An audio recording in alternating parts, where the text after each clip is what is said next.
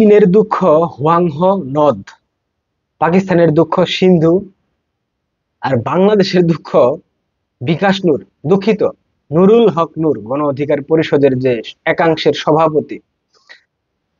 এই নুরুল হক নূর জীবনভর শুধু মার খেয়ে গেল। সেই 2018 সালে ঢাকা বিশ্ববিদ্যালয়ের কোটা সংস্কার আন্দোলনে মার খেয়ে ঢাকা বিশ্ববিদ্যালয়ের ভিপি হয়ে গেল। এরপর বিভিন্ন সময় ডিম খেয়েছে, মার খেয়েছে, মার খেতে খেতে সবশেষ 24-এর অভ্যুত্থানের সময়ও মার খেলো। যখন বাংলাদেশ থেকে আওয়ামী লীগ নামক যে ফ্যাসিস্ট রাজনৈতিক দল, তাদের কথা অনুযায়ী তাদেরকে বিতাড়িত করার পরেও এখনো সেই নুরুল হক নূর বাংলাদেশের দুঃখ হয়ে প্রতিনিয়ত মার খেয়ে যাচ্ছে। একটা জনপ্রিয় গান আছে, শ্যাম তুমি লীলা বুঝো মন বুঝো না। শ্যাম লীলা বুঝে কিন্তু মন বুঝে না। ঠিক একইভাবে নুরুল হক নূর বিএনপির লীলা বুঝেছিল কিন্তু বিএনপির মন বুঝে নাই। বিএনপি যে মধ্যপন্থার একটা রাজনৈতিক দল, তাদের মনে এক, তাদের বাইরে আরেক, সেটা নুরুল হক নূর বুঝতে অনেক দেরি করেছে। যার কারণে পটুয়াখালী 3 আসনে নুরুল হক নূর বিএনপির হাতে লাঞ্ছিত হয়েছে। অর্থাৎ বিএনপি নুরুল হক নূরকে হুম মারে দিছে, নোয়াখালীর ভাষায় যদি আমি বলি। পটুয়াখালী 3 আসন দশমিনা এবং গলাচিপা উপজেলা, এই দুইটা আসন নিয়ে মূলত পটুয়াখালী 3। এই আসনে বাংলাদেশ জাতীয়তাবাদী দল বিএনপির পদপ্রার্থী ছিল। 2014 সালে তো বিএনপি নির্বাচনে আসেনি, 2018 সালে নির্বাচনে এই আসনে বিএনপির হয়ে নির্বাচন করেছিল গোলাম ময়লা রনি, দুঃখিত, গোলাম মাওলা রনি, বিশিষ্ট টকশো বিশ্লেষক, ইউটিউবার, বিএনপির অনেক ত্যাগী নেতা।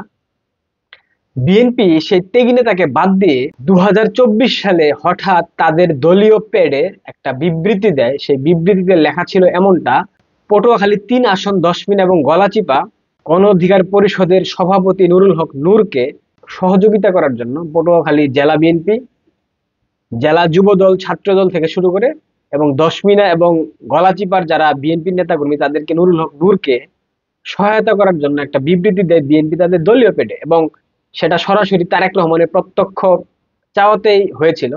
অথচ ভাগ্যের কি নির্মম পরিহাস, বাংলাদেশ থেকে আওয়ামী লীগ চলে গেল।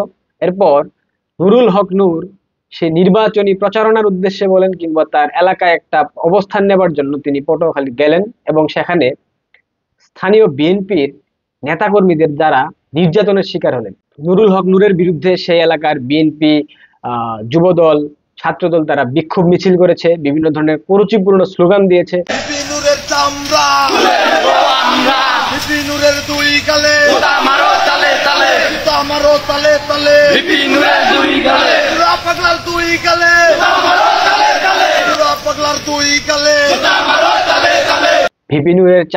তুলে নেব আমরা, ভিপি নূরের 2 গালে জুতা মারো তালে তালে, নুরা পাগলার চামড়া তুলে নেব আমরা। ভাবা যায়, বিএনপির সর্বোচ্চ হাইকমান্ড যে এলাকায় নুরুল হক নূরকে সহযোগিতা করার জন্য বিএনপির পক্ষ থেকে সরাসরি তাদের দলীয় পেডে বিবৃতি দেওয়া হয়, অথচ কয়েক মাসের ব্যবধানে স্বৈরাচার সরকার পতনের পর নুরুল হক নূর তার এলাকায় গেলে বিএনপির সেই এলাকার স্থানীয় নেতাকর্মীরা নুরুল হক নূরকে এ ধরনের স্লোগান দেয় তার বিরুদ্ধে, এবং নুরুল হক নূর তাকে আটকে রাখে, অবরুদ্ধ করে রাখে।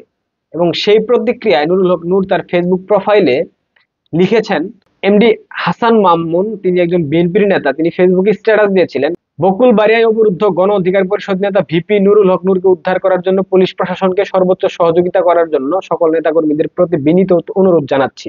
আর সেই স্ট্যাটাস নুরুল হক নূর তার প্রোফাইলে শেয়ার করে লিখেছে, আহারের ত্রাতাকর্তা, রক্ষাকর্তা, বিএনপির পথটা না থাকলে কুকুর বিড়ালও পাত্তা দিত না। শান্তিপ্রিয় গলাচিপা দশমিনাকে অশান্ত করে কলঙ্কিত ইতিহাস রচনা করলেন, যা 16 বছরে আওয়ামী লীগও করেনি। গলাচিপা দশমিনার জনগণ ব্যালটে এর জবাব দিবে। আমি একটা জিনিস ভাবছি যে এই আওয়ামী বিরোধী যে সেন্টিমেন্ট বাংলাদেশে এবং আওয়ামী বিরোধী যে রাজনৈতিক শক্তি, প্রত্যেকটা দলই তো আওয়ামী লীগের বিরোধিতা করে বর্তমানে, এবং সেটা সবসময় করে এসছে। এরা প্রত্যেকে এখন বিএনপির সাথে আওয়ামী লীগের তুলনা করতেছে। আওয়ামী লীগ 16 বছর ক্ষমতায় থাকাকালীন যা করেনি, বিএনপি গত 10 মাসে সেটা করে ফেলেছে। এবং বিএনপির যে রাজনৈতিক মেধা, জ্ঞান, প্রজ্ঞা এবং তাদের যে রাজনৈতিক চরিত্র, তাদের যে আচার আচরণ নেতাকর্মীদের, এটা মানুষকে খেপিয়ে তুলেছে। বিশেষ করে তাদের যে সহযোদ্ধা, বিএনপিদের যে মিত্র বন্ধু, যে রাজনৈতিক শক্তিগুলা, ছোট ছোট সংগঠনগুলা, এদের প্রত্যেকেই বিএনপির প্রতি যথেষ্ট ক্ষুব্ধ। কারণ তাদের চাঁদাবাজি, তাদের লুটতারাজ, তাদের নৈরাজ্য এমন একটা অসহনীয় পর্যায়ে চলে গেছে, যার কারণে তাদের প্রতি সেই ক্ষুব্ধ যে মনোভাব সেটা প্রকাশ করতে বাধ্য হচ্ছে বিএনপির স্বয়ং মিত্ররাই। ইউনিয়ন বিএনপির যে সভাপতি তাকে উদ্দেশ্য করে বলেছে, গত 16 বছরে আওয়ামী লীগও এরকমটা করে নাই, যেটা বিএনপি গত 10 মাসে ক্ষমতায় না থাকার পরেও আনুষ্ঠানিকভাবে সেটা করে ফেলেছে। এরপর আরো স্ট্যাটাস দিয়েছে, রাত 10:45 থেকে 1টা 27 এখন অব্দি অবরুদ্ধ, পুলিশ সেনাবাহিনী এসে এখনো সন্ত্রাসীদের রাস্তা থেকে হটাতে পারেনি, নির্বাচনে এই প্রশাসন কিভাবে পরিস্থিতি সামাল দিবে। সে সন্ধ্যা থেকে রাত 1:30টা অব্দি অবরুদ্ধ ছিল বিএনপি নেতাকর্মীদের দ্বারা, কিন্তু প্রশাসন তাকে বিন্দুমাত্র সহায়তা করেনি। কি বুঝলেন আপনারা? নুরুল হক নূর এই জুলাই আগস্টের তথাকথিত জঙ্গি অভ্যুত্থানে তারেক রহমানের হয়ে সর্বোচ্চ এজেন্ডা বাস্তবায়ন করেছে, সর্বোচ্চ প্রভাব ছিল তার, সর্বোচ্চ ভূমিকা নিয়েছে, সে গ্রেফতারও হয়েছিল। সবকিছু কিন্তু মাস্টার মাইন্ড তারেক রহমানের কথায়। তাহলে এখন তো আওয়ামী লীগ সরকার বাংলাদেশে ক্ষমতায় নাই, তাহলে কেন নুরুল হক নূর তার এলাকায় লাঞ্ছিত হচ্ছে, অবাঞ্ছিত হচ্ছে, কেন তাকে অবরুদ্ধ করে রাখা হচ্ছে? এই প্রশ্নের উত্তর বিএনপির হাইকমান্ড থেকে নিশ্চয়ই দেওয়া হবে। আমরাও দেখতে চাই বিএনপির হাইকমান্ড আসলে কি বিবৃতি দেয়। তবে আমি একটা কথা বলে নিই, যারা বিএনপিকে এখনো চেনেন না, বিএনপি একটা মধ্যপন্থার রাজনৈতিক শক্তি, মৌলবাদী শক্তি, এবং বিএনপির যে কোনো রাজনৈতিক আদর্শ নীতি নাই সেটা আমরা বারবার দেখে এসেছি। এবং বিএনপি যারা ভাবছেন তারেক রহমান ইউনূসের বৈঠকের মাধ্যমে বিএনপিকে আসন ভাগাভাগি করবে, বিএনপি এনসিপি কে দেবে, এবি পার্টিকে দেবে, সাকি ফাকি পার্থ, ববি হাজ্জাজ, তারপর নুরুল হক নূর, আমতারেক, এদেরকে আসন ভাগাভাগি করবে, আপনারা বুকার স্বর্গে বাস করতেছেন। বিএনপির একমাত্র রাজনৈতিক প্রতিপক্ষ বাংলাদেশ আওয়ামী লীগ। আওয়ামী লীগকে বিএনপি সিস্টেমেটিক ওয়েতে ইউনূসের মাধ্যমে নিষিদ্ধ করিয়েছে। এখন আপনারা ভাববেন না যে আপনাদের সাথে বিএনপি আসন ভাগাভাগি করবে, তারেক রহমানের সাথে বৈঠক হলে আপনাদেরকে আসন দিবে ছেড়ে, এই ধরনের স্বপ্ন, অলিক স্বপ্ন দেখা বন্ধ করেন।